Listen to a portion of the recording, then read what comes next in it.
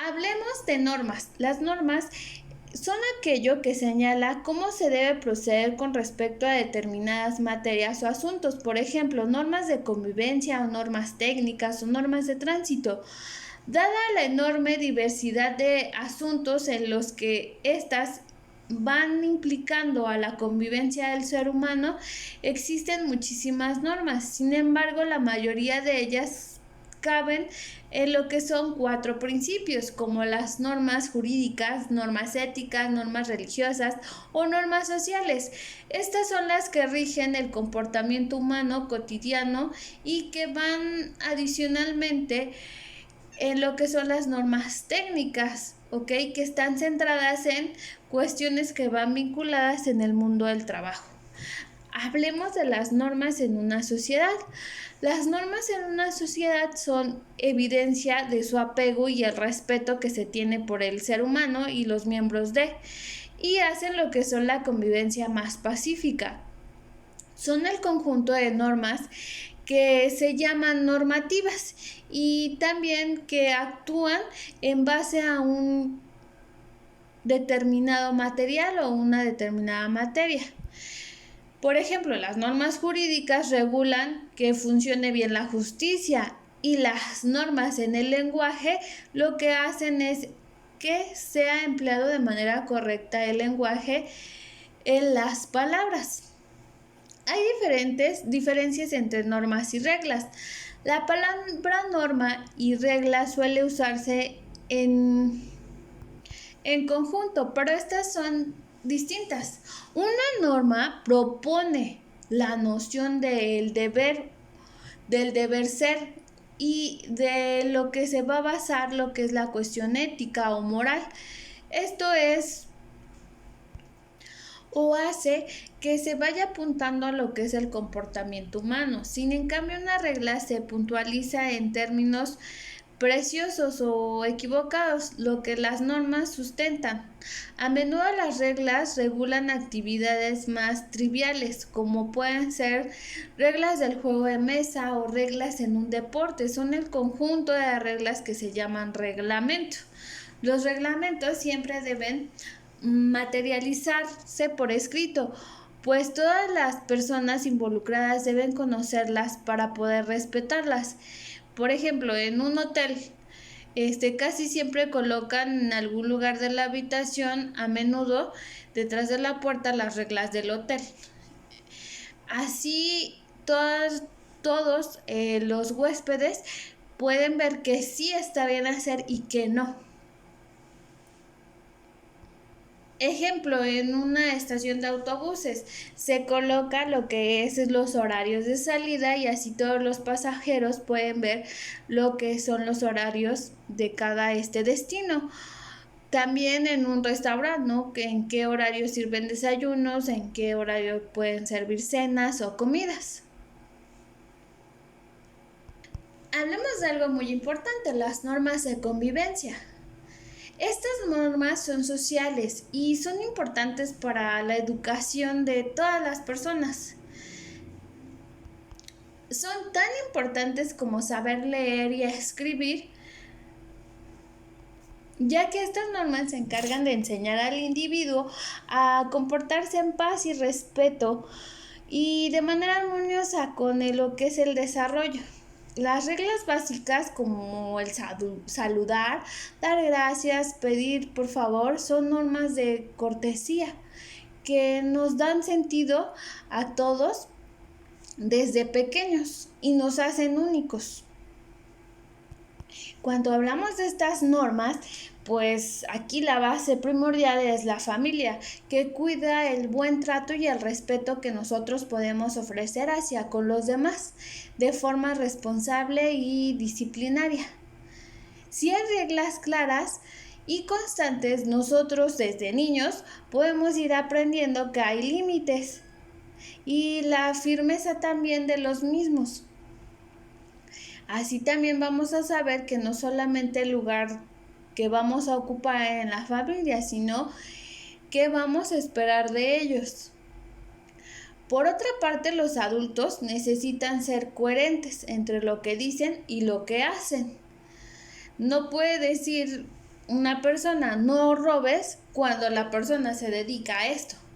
Las reglas familiares involucran a todos los miembros de la familia según su edad y capacidad, y por lo general, aunque las toman los padres dentro de la democracia del hogar, los niños y jóvenes pueden participar con ellos de una manera motivante al cumplirlas. Debemos recordar que todos, cuando logramos que la armonía y todo esto se lleve en casa, pues obviamente se va a tener una armonía social y pues también escolar, ¿por qué no? Conforme a los jóvenes y niños pues carecen de tomar decisiones por sí solos, pero sus acciones aún son manipulables. Por ejemplo, el participar en las reglas, en tomar decisiones en aspectos familiares, pero debemos de tener claro que si las reglas no se cumplen hay consecuencias de acuerdo a la edad o a cada integrante, pero debes saber que para obtener las cosas hay que hacer un esfuerzo. Ejemplo, ustedes quieren ir a una convivencia con un compañero o una compañera, pues obviamente tenemos que ganarnos lo que es este permiso. La buena y eficiente convivencia consiste entonces en enseñar a cada miembro a respetar o hacia también el respeto hacia los demás y así el derecho que se tiene del otro de opinar, pensar, sentir, hacer, además de asumir que las obligaciones deben cumplirse sin cuestionarse, pues si no hay obligación ni reglas todo sería un caos e incluso sería mucho más difícil lograr la armonía familiar. Ejemplo, los mandan a tender la cama, sí tiene un porqué, tiene un para qué y tiene un propósito. ¿Qué pasa si no se tiende la cama? Pues el cuarto se va a ver desordenado, va a oler un poquito feito y pues si invitan a alguien pues va a ser algo incómodo. Toda norma de convivencia permite que los miembros se comporten e interactúen con orden, tolerancia y respeto. En este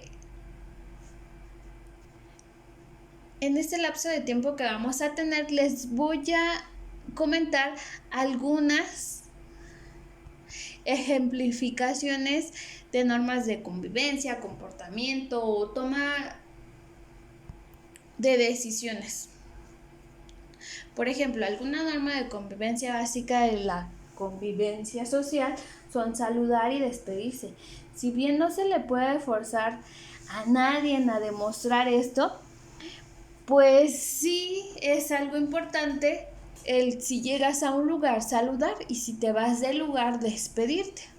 Dar las gracias es reconocerle al otro que te brindó algo de su esfuerzo. Responder si te hablan al hacerte una pregunta. Pedir permiso para tomar algo que no es tuyo o para salir o para emitir una opinión. Compartir lo que se tiene. Por ejemplo, la comida, un juguete, así garantizas a los demás que eres una persona educada y que estás contenta con la otra persona. La envidia es uno de los sentimientos más destructivos que no hay y contrario al agradecimiento, pues no tiene un valor. Y pues aquí determinamos qué es lo que le hace falta a la otra persona. Todos estamos expuestos a cometer errores, probablemente te pase más de una vez en la vida y pues aceptarlos es un sinónimo de humildad. Como una disculpa puedes garantizar la armonía. Escuchar y respetar nos da la oportunidad de conocer los sentimientos y las opiniones de otras personas. Si te prestaron algo, pues obviamente lo tienes que devolver y decir gracias. También el tono de voz con el que pues podemos hablar puede determinar la empatía o la apatía con la persona. Si hablamos de manera fuerte o si hablamos de manera bajita, dócil y amistosa. Si queremos que nos respeten nuestros derechos, pues obviamente nosotros tenemos que respetar y cumplir con las normas, además de no utilizar la violencia para conseguir lo que se quiere, y menos exigir a los padres cosas materiales, no solo pues porque no las necesitamos, sino porque a veces no hay para conseguirlas o nosotros no nos hemos ganado las cosas.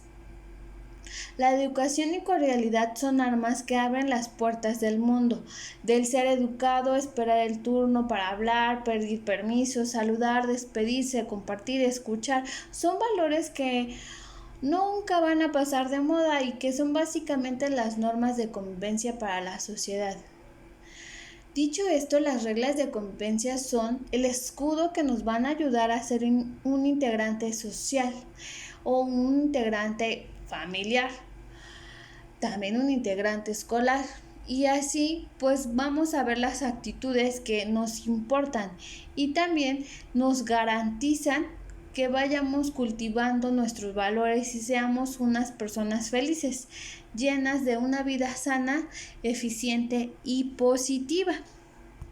Ejemplo, ¿no? La puntualidad, el ingresar a la clase en tiempo y forma o entregar los trabajos, pues nos hacen seguir normas. Tenemos la responsabilidad, que también es una norma, que es un proceso en el cual, si lo vemos de modo académico, nos ayuda a ser diferentes y también a hacer las actividades en tiempo y pues que nuestras evaluaciones sean pues de lo mejor. Si nos dirigimos con respeto con los compañeros o el profesor o con mamá o papá, pues también, ¿no?, nos ayuda a ser parte de las normas que nosotros tenemos como persona en el seno materno y que la institución también nos está formando. Si tenemos orden en lo personal, en el cuaderno, por ejemplo, o en el salón o en las actividades, pues también estamos cumpliendo con una norma.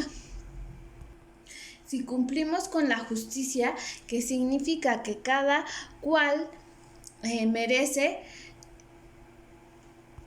es decir, si la maestra nos pone a que nos autoevaluemos, pues obviamente vamos a ser justos en lo que nosotros nos vamos a poner como calificación. La honestidad. Obviamente, si en este proceso de evaluación no soy honesto conmigo mismo, en la calificación y veo que mi trabajo está no muy bien realizado y me pongo 10, pues obviamente no soy honesta, ya que no seguí una disciplina para realizar esta actividad o estar hasta en el salón de clases. No presté interés para desarrollar la actividad y de esta manera pues mi participación no fue la más adecuada. Debo de ser tolerante con los diferentes puntos de vista, con mis compañeros, con mis padres y con lo que son la comunidad. De esta manera pues podré ser sincero con el compromiso académico que pueda llegar a tener, el compromiso como miembro de la familia, y de esta manera pues tendremos un mejor comportamiento en las acciones, la toma de decisiones y las actitudes que se vayan teniendo a lo largo de la vida. Hablemos de autonomía y heteronomía moral. Autonomía moral significa que las normas morales proceden de uno mismo. Heteronomía moral significa que las normas morales proceden de otro. Todas las sociedades necesitan que alguien les dicte las normas, pues no son capaces de tomar decisiones por su cuenta. Pero a medida de que se van haciendo adultos, comienzan a adoptar decisiones propias. El desarrollo moral de los seres humanos va desde su heteronomía completa hasta su relativa autonomía. La moral tiene una estructura. Toda norma moral es la expresión en forma de un mandato o un valor. Esto implica una emisión del mandatario o de quien la manda, y esta debe ser obedecida. Tiene un receptor del mandato, alguien que recibe la orden y debe obedecerla.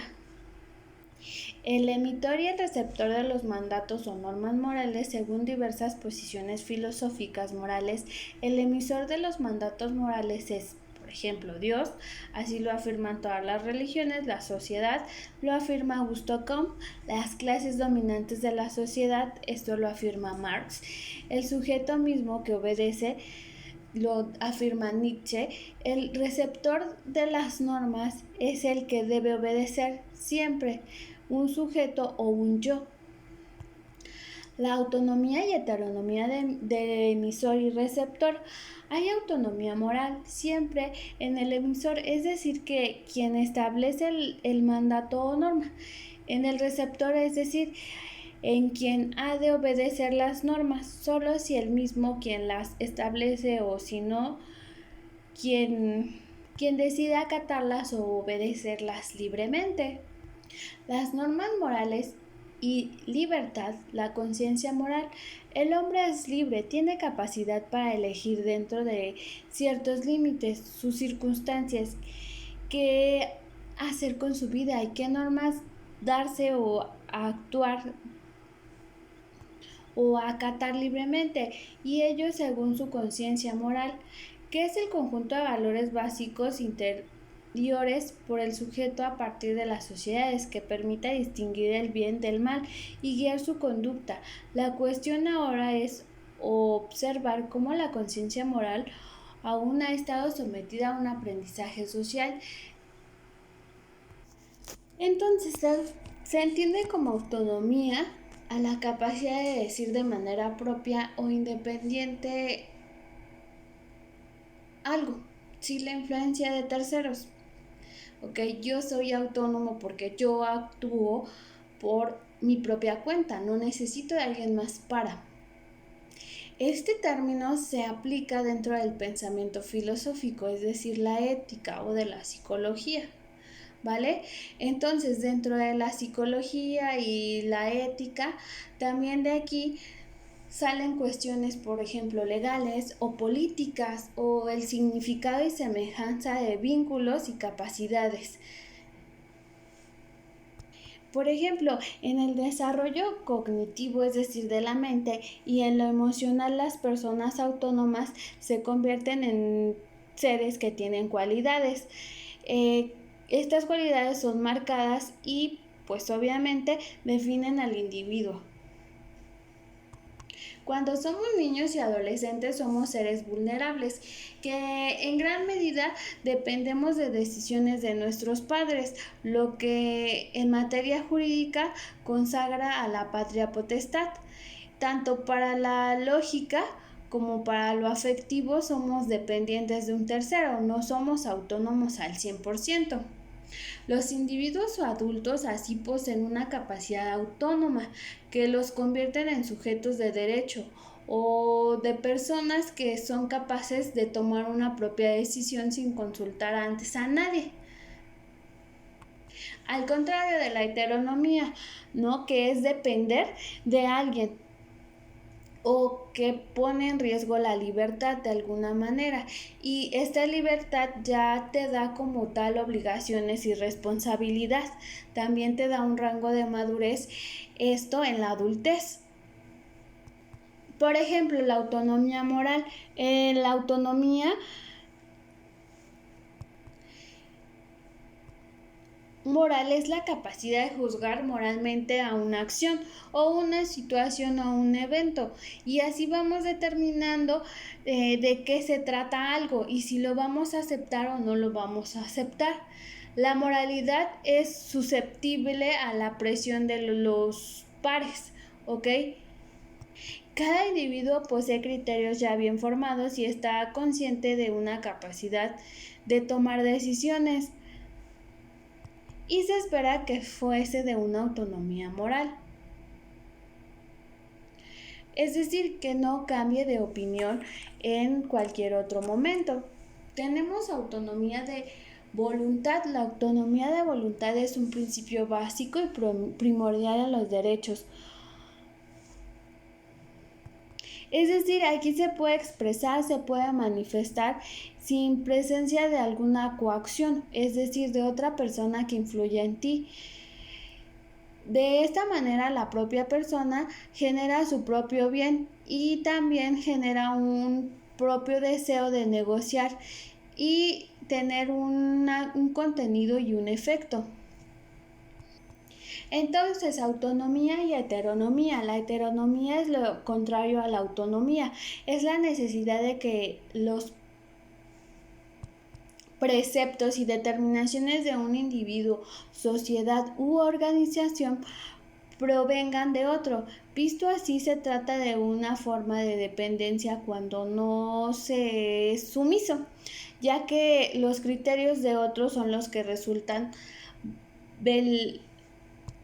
velederos en ausencia o en lugar de los propios. Dicho criterio además se asume sin flexión, tal como ocurre en los valores que nos inculcan cuando somos niños. Entonces, en pocas palabras, la heteronomía, aquí no hay sumisión del individuo a las normas, las reglas o las leyes que nos impone un tercero o la sociedad o la familia. Ejemplos de autonomía. Vestirse como uno elija, más allá de la moda o de las tendencias. Decidir romper con una pareja, aunque los papás de uno de los dos les pida que continúen. Decir las preferencias políticas, escuchar la clase de música de otro. Eso es la autonomía. Y como ejemplos de heteronomía, que son la oposición a, es llevar siempre la ropa que sale en las revistas, continuar con la pareja aunque tú no quieras y la familia si quiera, formar parte de una red de clientes de apoyo político, por ejemplo, o realizar estudios que ordena tu jefe. Ahora hablemos de responsabilidad moral. Voy a iniciar con este ejemplo. Una enfermera que suministra un medicamento que tiene consecuencias fatales para el paciente, ciertamente puede ignorar al afirmar que jamás pensó que la sustancia trajera un efecto secundario. Sin embargo, no es justificación su ignorancia, pues siendo una profesional en la salud, era de buen conocer. También de saber las circunstancias que podía padecer el paciente y las consecuencias de este. Se trata de una ignorancia voluntaria. O les voy a poner otro. El técnico que agrega un aditivo a un alimento de un masivo que con el tiempo el aditivo causa graves daños a la salud humana. O otro, cumplir con lo que dicen sus papás, asistir al colegio, cumplir con las tareas. Es decir, la responsabilidad moral va relacionada con la persona y con todo lo que no tiene un efecto jurídico en el Estado, sino con el sentido de responsabilidad que nos hace hacernos sentir o bien o mal hacia los demás. La responsabilidad moral entonces es aquella en la que se toma responsabilidad sobre un suceso específico o una persona, y aquí va poniendo la moral por encima de los demás. Se trata entonces de la responsabilidad que se relaciona con las acciones y los valores morales. Desde la ética, dicho valor es dependiente de las consecuencias y las acciones, sea entonces el daño o causa que se le vaya a hacer a un individuo o grupo o a la sociedad. Imagínense los ejemplos que les acabo de poner. La enfermera no pensó en las consecuencias y solamente realizó la acción por hacerla. El técnico realizó lo mismo, una acción sabiendo las consecuencias que iba a generar. Y el ir a la escuela, vas a la escuela, tú sabes que vas a tener una acción buena, entonces tienes una muy excelente moral. Desde el punto de vista de la organización social, la responsabilidad moral se diferencia de la responsabilidad jurídica, Por su carácter interno, la responsabilidad moral se refiere principalmente al carácter interno de las conductas, la conciencia o la intención en que se debe actuar, sin importar aspectos externos como los hechos. Por el contrario, un hecho jurídico no hay necesario un proceso interno. Un ejemplo, la prescripción del delito de robo por el mero transcurso del tiempo puede ser inválido tras la responsabilidad jurídica, sin invalidar la responsabilidad moral. La responsabilidad moral ocupa un lugar cada vez más importante en la opinión pública cuando la adjudicamos a la responsabilidad jurídica también en los tribunales. Esto se utiliza para cerrar casos. Por ejemplo, cuando hay un escándalo de corrupción o van ligados a ciertas ligas contables, es decir, hablamos de dinero, de empresas. Cuando hablamos de acciones ilegales, campañas, escándalos o corrupción política. El término aparece también en la discusión de temas como el libre albedrío, puesto que sin la libertad es difícil ser culpado por la propia acción y sin estar responsabilizado moralmente, la naturaleza del castigo y la ética se convierte en una interrogante. Hablemos de conciencia. ¿Qué es la conciencia? Como conciencia se define al conocimiento que un individuo tiene de sus pensamientos, sus sentimientos y sus actos. Como tal, la palabra proviene del latín conscientia, que esta es a su vez el calco del griego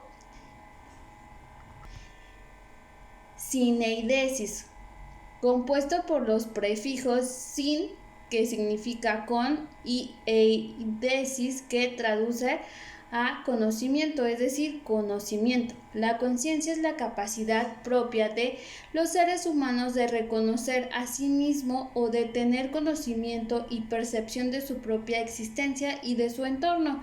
En este sentido, la conciencia está asociada a la actividad mental que implica un dominio por parte de un propio individuo sobre sus sentidos.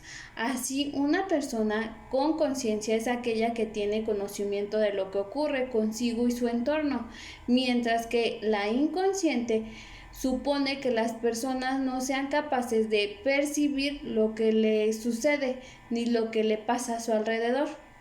Por otro lado, la conciencia también tiene una connotación en cuanto a sentidos del deber, como la reflexión sobre la conducta y sobre los propios actos. De allí que también tenemos un carácter ético, pues permite distinguir al individuo entre aquello que está bien de lo que está mal, de modo que ahora nos puede conducir a lo que son valores morales. Conciencia o conciencia. Cuando escribes conciencia o cuando escribes conciencia con S, la duda sobre si esta palabra son intercambiables en todos los casos es común. No obstante, hay contextos donde esta no es posible. Por ejemplo, cuando queremos emplearla en un sentido moral, aludida a la capacidad de discernimiento entre lo bueno y lo malo, entre lo correcto y lo incorrecto. Lo aceptable es emplear la forma conciencia. Después de lo que hizo el presidente, su conciencia no le va a dejar en paz. Por otro lado, cuando se usa en el sentido de percepción o conocimiento, puede utilizarse en ambas formas, aunque se escoja el ejemplo de la escritura más simple, conciencia. Él conduce como si no tuviera conciencia de los riesgos. Vamos a hablar un poquito más de conciencia moral. La conciencia moral es aquella en la que nos enseña si las acciones o actitudes que tomamos son concretas o incorrectas. Como tal, la conciencia moral está sustenta en el conjunto de valores morales que no obstante al individuo son los valores que lo orientan al comportamiento de sus acciones y como persona, siendo que si quieres ser regido o procurar una obra buena o correcta, genera lo que son sus principios. La ausencia de valores, por el contrario, implica un vacío de conocimiento, según el cual el individuo no se sienta impedido por actuar o de tal o cual manera. Por su parte, aquel que a pesar de actuar a conciencia o obra con mala intención empieza a llevar un cargo de conciencia. Tenemos también la conciencia histórica. La conciencia histórica es aquella que permite a un individuo percibirse a sí mismo, incursionando en lo que es la historia colectiva, ya que participa en un tiempo y en una acción a lo largo de la historia y de la sociedad. Como tal, la conciencia histórica dota a la persona de la capacidad de comprender que todo lo que entonces en la actualidad es resultado de un conjunto de acciones llevadas a cabo en el pasado. En este sentido, el individuo como conciencia o con conciencia histórica es también capaz de darse cuenta de que sus propios actos y los de los otros con el que ha convivido genera un tiempo, una consecuencia para el futuro de las personas de entonces. También tenemos conciencia psicológica. La psicología tiene conciencia o se domina por actos mediante el cual una persona es capaz de percibirse a sí mismo ante el mundo. En este sentido, la conciencia implica el hecho en sí del individuo y se da cuenta de aquello que ocurre a su alrededor. Y también se da cuenta de sus acciones y la realidad. ¿Qué es la libertad? La libertad es la facultad o la capacidad del ser humano de actuar según sus valores, criterios, razón, voluntad, sin más limitación que el respeto a la libertad de los demás. Hay libertad cuando las personas pueden obrar sin coacción o opresión por parte de otro sujeto. Por ello se dice que un individuo está en libertad de actuar o de realizar acciones cuando están en condiciones de no ser presionado o sometido o estar bajo la orden o coacción de alguien. La libertad conlleva un sentido de responsabilidad individual y social, por lo tanto existe una relación entre la libertad y la ética, ya que actuar en libertad no es dejarse llevar por el impulso, sino obrar con conciencia o por el bien propio y común. La libertad es un concepto construido por la sociedad para alcanzar una convivencia plena y constructiva. En este sentido se encuentra consagrar la Declaración de los Derechos Humanos. También se utiliza la palabra libertad para referirse a la facultad que tienen los ciudadanos para actuar según su voluntad e intereses propios en la ley. La palabra deriva del latín libertos y liberatis, que significa el que jurídica y políticamente es libre. Antiguamente el término aludía al que había nacido libre o al que había obtenido la libertad tras haber nacido bajo la esclavitud o vasallaje. La libertad se caracteriza por que se opone a la opresión. La libertad se caracteriza por oponerse a los sistemas opresivos creados por los seres humanos para controlar a la igualdad. Se opone a la esclavitud, también a la manipulación, al chantaje y la amenaza. Implica también autodeterminación. Esto quiere decir que la libertad implica el derecho a decidir por sí mismo hacia ciertas cosas como los intereses, las creencias, la opinión y la acción. Es un derecho humano. La libertad se define como un derecho humano fundamental en la medida que represente una garantía de un bien común. Es un acto de responsabilidad. Las personas libres son responsables de sus propios actos y necesidades, pero también de las consecuencias de sus acciones. Es un valor. Como valor es el ideal. Ser libre es la acción humana hacia el diálogo, hacia el respeto, hacia la tolerancia. La libertad inspira la construcción de modelos sociales abiertos a la democracia y la paz. Tiene límites. La libertad de una persona se encuentra en sus límites en los derechos a la libertad de los otros. En ejercicio de la libertad no nos exime de las obligaciones. Requiere disponer de buena información. En buen ejercicio de la libertad pasa por tener a mano toda la información necesaria para hacer las mejores elecciones. Mientras más informada está la persona, más elementos tiene para evaluar la toma de decisiones. Hay diferentes tipos de libertad: la libertad de culto o de libertad de religión, la libertad de expresión o de opinión, tenemos la libertad de prensa, la libertad de pensamiento, libertad política, libertad de elección, la libertad de asociación, la libertad de tránsito, libertad económica, libertad financiera o la libertad absoluta. El valor de la libertad reside en que gracias a ella podemos expresar nuestras ideas y opinión en público, tener la educación que se desea o seguir en las creencias con quien nos identifiquemos. Por nombrar algún ejemplo, sin libertad ninguno de estos casos sería posible, pero no hay una libertad absoluta. Ejercer la libertad teniendo siempre en cuenta otros valores también es importante para vivir en sociedad con el respeto y la responsabilidad. La libertad y el respeto. Nuestra libertad no puede pasar por encima de la libertad de los demás. Por eso el respeto de la opinión y creencias de otras personas es profundamente un acto de libertad. Por ejemplo, tenemos la libertad de ser ateos, pero eso no significa depreciar que hay otras religiones o cultos. La libertad de responsabilidad. Tener libertad también implica usarla con responsabilidad. La libertad no coincide en hacer lo que no te apetezca, o elegir razones, o ser responsable frente a consecuencias que tengamos por nosotros o por los demás. Una libertad sin responsabilidad es libertinaje. Por ejemplo, podemos entender que tenemos la libertad de llegar a una clase a la hora que nos apetezca, pero lo cierto es que la clase tiene una hora fijada de atención y de asistencia. Llegar tarde afecta a nuestro rendimiento personal, nos hace ver irresponsables y causa distracción en los compañeros.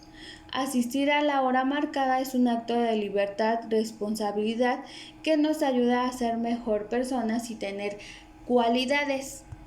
¿Por qué la libertad es un derecho? La libertad es un derecho y fue reconocido por la Comunidad Internacional de la Declaración de los Derechos Humanos en 1948, firmado en París, poco después de la Segunda Guerra Mundial. Tiene sus antecedentes en la Revolución Francesa en el año 1789 y en los procesos de abolición de esclavitud gestados desde el siglo XVIII hasta finales del siglo XIX. La libertad es consagrada como un derecho humano para protegernos. Aunque todos los seres humanos nacemos libres y somos iguales, dotamos de conciencia y somos sujetos a confrontaciones. Siempre hay situaciones que ponen en peligro nuestra libertad. El gobierno dictatorial forma la esclavitud moderna sobre algunas amenazas a nuestra libertad o nos hace actuar o que nos hacen actuar ante nuestro mundo actual. Del derecho a la libertad se desprenden otros como el derecho a la educación, la familia, la asociación, la elección. Esto nos ayuda a ser mejores personas y llegar a un bien colectivo. Tenemos también la libertad y ética. La ética y la libertad está estrechamente relacionada. La función de la ética es precisamente conducir a los seres humanos hacia la felicidad y la libertad a través de la práctica de conciencia del bien y la responsabilidad personal y social. La ética reside en la búsqueda de mayor del bien aun cuando a veces desafía las normas o las leyes impuestas por tradición en la sociedad. Así, anteponemos el bien a la obediencia ciega que se requiere para ser libres, conscientes y responsables.